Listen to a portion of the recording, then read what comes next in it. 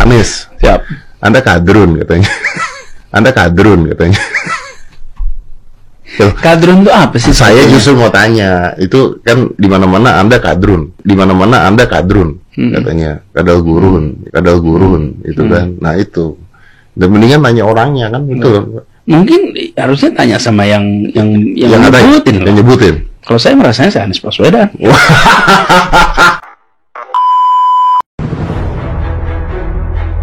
Itu ada lawannya, Imam Mahdi. Oh, lawan Dajjal itu Imam Mahdi. Itulah maka Abah sudah deklarasi 2024 memenangkan Anies Baswedan calon presiden 2024. Kenapa? Imam Mahdi. Iya. Ini a'lamu minallah malaga.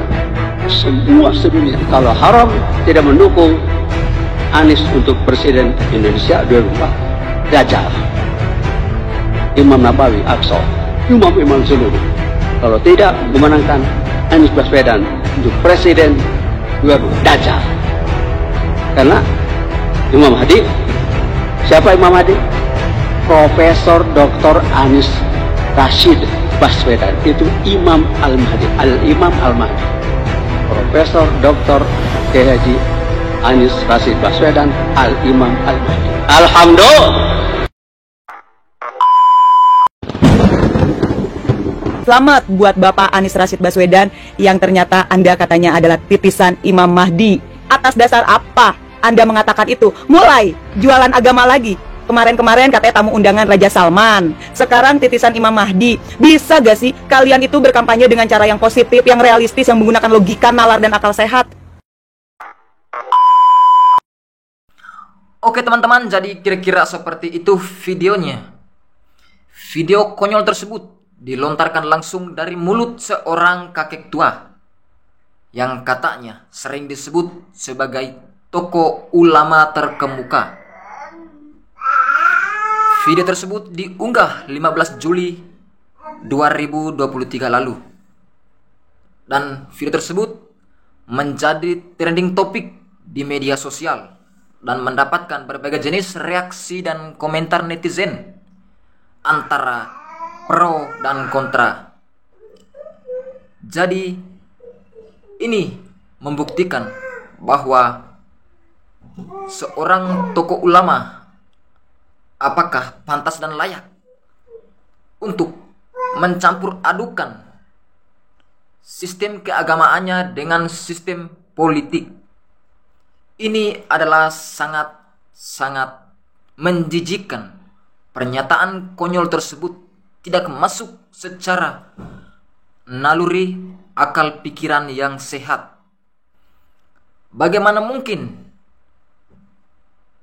ajaran agama bisa mencampur adukan dengan politik? Tentu ini sangat fatal ketika menghadirkan seorang yang konyol seperti kakek tua ini. Dan ini merusak nilai-nilai luhur Indonesia, merusak nilai-nilai luhur Pancasila, demokrasi yang sudah dicanangkan oleh bapak pendiri bangsa ini, yang sudah berjuang secara mati-matian dengan tumpah darah yang berlimpah. Tentu ini sangat menjijikkan. Kita harus melihat seperti apa dan bagaimana sejarah para pendiri bangsa ini untuk bisa bebas dari penjajahan. Dan itu semua sudah terungkap dalam pidato Bung Soekarno. Dalam video ini saya mau menyajikan beberapa video komentar dan reaksi dari netizen untuk menanggapi pernyataan dari seorang kakek tua yang konyol tersebut. Ada banyak reaksi dan komentar netizen yang cukup masuk akal. Akan tetapi sebelum kita menuju ke sana, mari kita cek dulu seperti apa dan bagaimana pidato Bung Soekarno agar negara Indonesia ini tetap utuh dan tidak mudah terpecah belah. Mari kita cek pidato Bung Karno. Saudara-saudara sebangsa dan setanah air,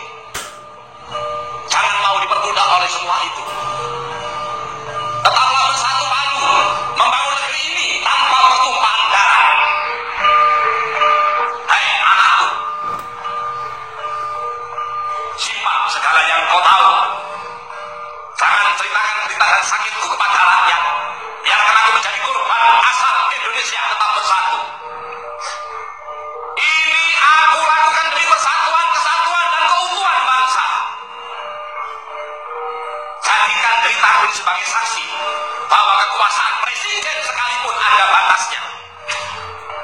Karena kekuasaan dan kekuatan langsung ada di tangan rakyat.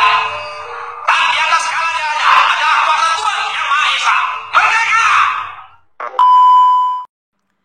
Oke teman-teman, jadi seperti itulah pidato Bung Karno yang biasa disebut Bapak Pendiri Bangsa, yang biasa disebut Bapak yang membebaskan bangsa Indonesia dari penjajahan dan menuju suatu kemerdekaan sampai sekarang.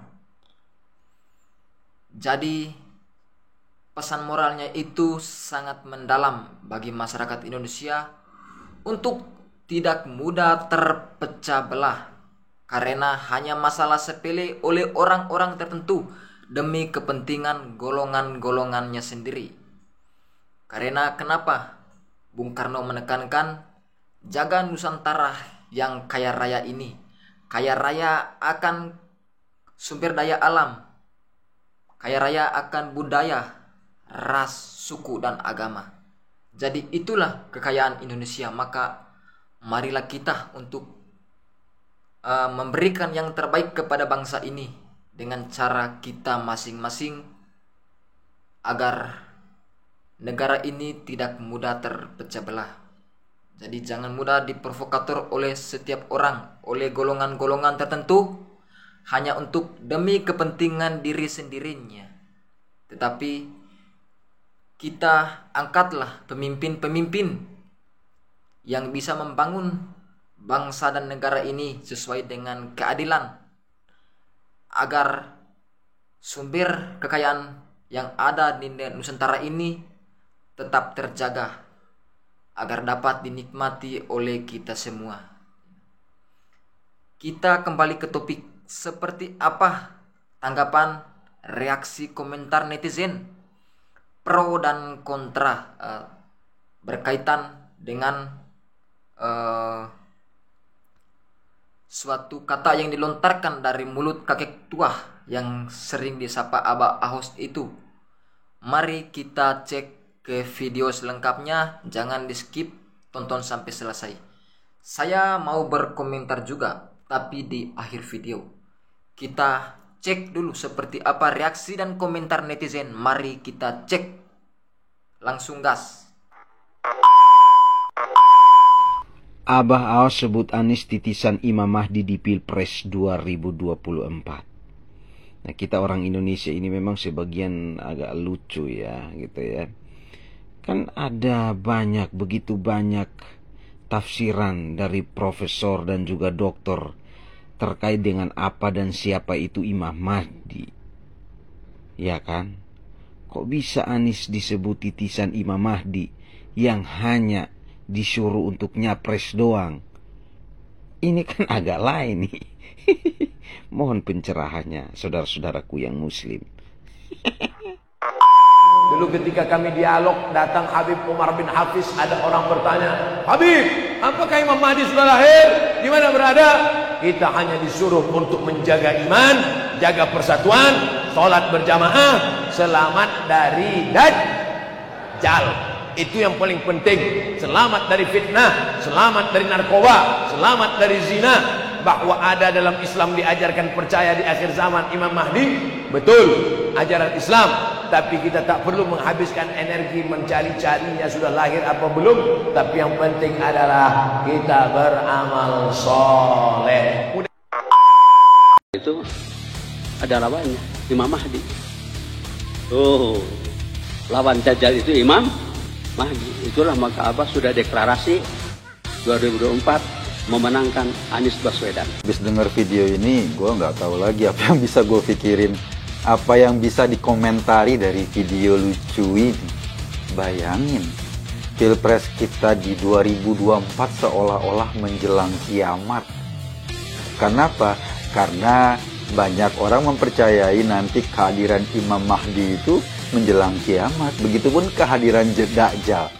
Jadi Pilpres 2024 katanya, atau bisa diasumsikan itu menjelang dunia kiamat. Siapa yang tidak mendukung Anies dia Dajjal dan Anies itu adalah Imam Mahdi. Wow, luar biasa. Pasti teman-teman yang mendukung Anies juga nggak nyaman, gue yakin dengan video ini. Tapi mau gimana lagi? Karena memang doktrinnya sejak dia tempur di Jakarta, berkampanye di Jakarta kan memang selalu membawa-bawa agama dalam kampanye politiknya. Jadi jangan salahin juga kalau ada orang kemudian yang menafsir-nafsir jadi berlebih-lebihan. Anies adalah Imam Mahdi dan orang yang tidak mendukung Anies jadi presiden adalah Dajjal. Yang dukung Anies dari survei-survei yang nggak lebih dari 30%. Itu pun cuma di Indonesia. Paling ya 20% lah katakanlah. 80% orang Indonesia adalah Dajjal. Sah-sah saja para ulama, para kiai, para ustadz, atau pemimpin-pemimpin kelompok, jamaah menyatakan afiliasinya, menzohirkan dukungannya kepada calon presiden tertentu, sah-sah saja. Kita negara demokrasi, tidak jadi masalah. Tapi hindari sesuatu yang berlebih-lebihan. Dan hindari betul mempolitisasi bahasa-bahasa agama hanya demi kepentingan politik. Hal seperti ini sudah merupakan bagian dari pengetahuan umum umat Islam dan sudah merupakan bagian dari keyakinan akan takdir terjadinya hari kiamat. Oleh karena itu tidak sembarangan menisbatkan Imam Mahdi hanya kepada person tertentu. Hanya gara-gara kemungkinan besar beliau mendukung Anies Baswedan. Anda itu replika atau duplikatnya Imam Mahdi lah kurang lebihnya. Rakyat sudah kadung menaruh harapan ke Anda, jangan sampai rakyat ketipu lagi. Kasihan gitu ya Pak Anies ya. Kasihan. Di mana sampai datang rakyat mengeluh-ngeluhkan sampean. Di mana Pak Anies menginjakkan kakinya, rakyat wah selfie, rakyat bangga dengan sampean, menaruh harapan kepada. Jadi beliau ini masih punya darah keturunan Rasulullah.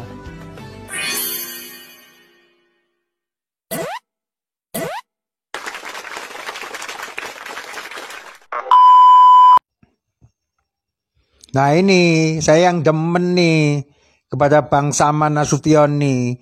Bener Bang yang Anda katakan Bang. Anies Baswedan itu capres halusinasi tingkat dewa Bang.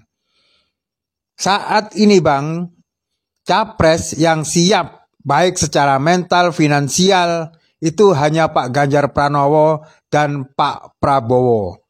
Siap segala-galanya. Kalau yang lain itu masih ya bisa dibilang Bang ya, nggak bermodal, cuman bermodalkan gedabrus. Nah ini seharusnya sadar diri, tidak usah mencapreskan kalau nggak punya modal. Karena apa? Halusinasi yang tingkat tinggi, berharap kalau jadi presiden nanti mau untuk mengembalikan utang. Nah ini tidak baik ini buat bangsa rakyat ini. Imam Mahdi itu keluar dari Madinah teman-teman, bukan di negeri Syam. Hadis sahih menjelaskan dia dari turunan Nabi SAW dan dari kota Madinah. Ya. Dajjal itu ada lawannya, Imam Mahdi. Oh, lawan Dajjal itu Imam Mahdi. Itulah maka Abah sudah deklarasi 2024 memenangkan Anies Baswedan calon presiden 2024. Assalamualaikum warahmatullahi wabarakatuh. Ngapunten satu acana ya badan nyarios badan nanggapi cariosan kiaos anu cenah henteu milih Anies Dajjal. Jadi heran sakapeung mah lamun nempo di jubah mah eta teh mursyid, nempo di jubah mah. Tapi lamun ningali ti omongan ngadenge ti omongan ongkos budak can hidang. Piraku aya Imam Mahdi kampanye. Piraku aya Imam Mahdi nuar pohon mahoni. Piraku aya Imam Mahdi ngajebrus ka koco. Secara logika we atuh. Ari resep ka jelema ulah berlebihan. Resep mah resep we, dukung mah dukung we. Ulah sagala henteu nyelok si Anies Dajjal. Kira-kira tuh ngomong teh mana teh danggeus kolot. Dari disebut kolot 2 kali mah teh pantes maneh teh da boga anak murid. Maneh teh kudu-kudu nama dihormat. Tapi nempo ngadengi omongan mah kitu bol-bol yang ngehormat. Aku sebedak tukang angon ngomong teh henteu ngajaga. Kira aku pendukung untuk ngadukung si Anies Dajjal. Kira-kira maneh teh. Emang maneh saha? Aduh, lah gitu kios, geus kolot. Ayo bebarengan. Urang benerkeun, anu salah urang benerkeun, anu bener urang jaga kios. Aki teh kudu nama panutan ngelingan ka umat teh. Ulah-ulah teu nyolok si Anies Dajjal. Kios. Masya Allah, asa kitu guru eta teh. Gaos istighfar, coba lo salat penting gaos. Minta pituduh ka Gusti Allah omongan teh bener apa henteu gaos.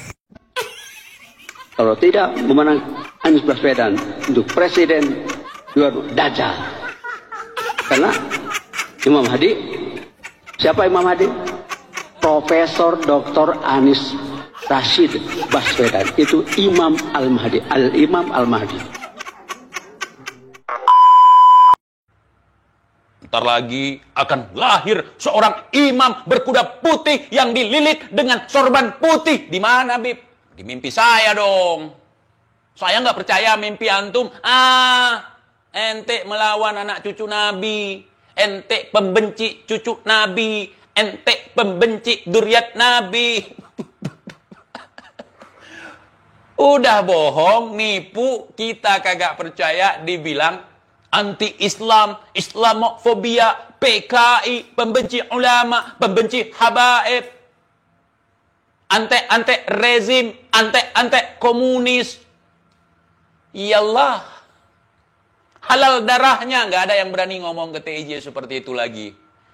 Kalau ada anak Aceh yang berani ngomong, ente halal darahnya TIJ, perang yuk. Ente si Profesor Dr. Anies Rashid Baswedan, itu Imam Al-Mahdi, Al-Imam Al-Mahdi. Ya Allah ya kalian mustahil. Panjenengan mau mendukung Anies Baswedan boleh-boleh saja. Tapi kalau kemudian Anda mengklaim menyebut Anies Baswedan sebagai Imam Mahdi, menurut saya keterlaluan. Atas dasar apa? Mana dalilnya?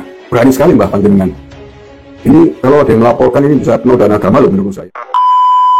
Apa ciri-ciri fisik Imam Mahdi itu, Ustaz? Imam Mahdi itu kata Rasulullah memiliki postur yang sedang, tidak terlalu tinggi dan juga tidak pendek. Dadanya bidang, pinggangnya kecil, perutnya six-pack, bagus, dadanya berbulu tipis, rambutnya, dahinya lebar, rambutnya hitam dan ikal, kulitnya berwarna gelap, gelap sawo matang begitu ya. Hidungnya mancung dan tulang hidungnya betul lurus.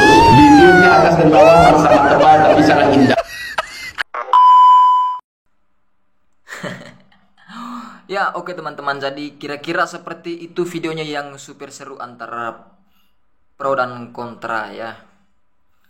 Di sini tadi Anies Baswedan disebut oleh Abah Ahos sebagai Imam Mahdi. Saya tidak tahu seperti apa itu Imam Mahdi ya. Akan tapi di sini ada satu hal yang perlu garis bawahi, yang perlu tanda kutip dalam kurung ya. Tanda seru lagi di belakangnya ya. Dimana untuk mensukseskan politik Anies Baswedan, untuk mensukseskan politik Anies Baswedan ya, dengan membawa peralatkan agama sebagai fondasi dasar politik Pak Anies. Ini suatu hal yang sangat fatal bagi masyarakat Indonesia ya. Ketika terpilihnya seorang pemimpin seperti Anies Baswedan ini ya, ketika terpilihnya seorang pemimpin yang politiknya identitas, tentu ini sangat fatal bagi kesatuan bangsa Republik Indonesia ini yang terdiri dari beribu-ribu pulau ya, beribu-ribu sumber kekayaan alam, yang terdiri dari beribu-ribu suku, ras, agama, dan kekayaan alam. Ini sangat fatal ya, sangat fatal ketika terpilihnya Anies Baswedan ini menjadi seorang pemimpin. Dan saya juga tidak tahu entah apa yang merasuki kakek tua ini sampai-sampainya yang sangat berlebihan, menjijikkan dengan perkataan yang dilontarkan yang konyol itu menyebut Anies Baswedan Imam Mahdi. Ya. Sebutan Anies Baswedan Imam Mahdi ini sangat heran ya.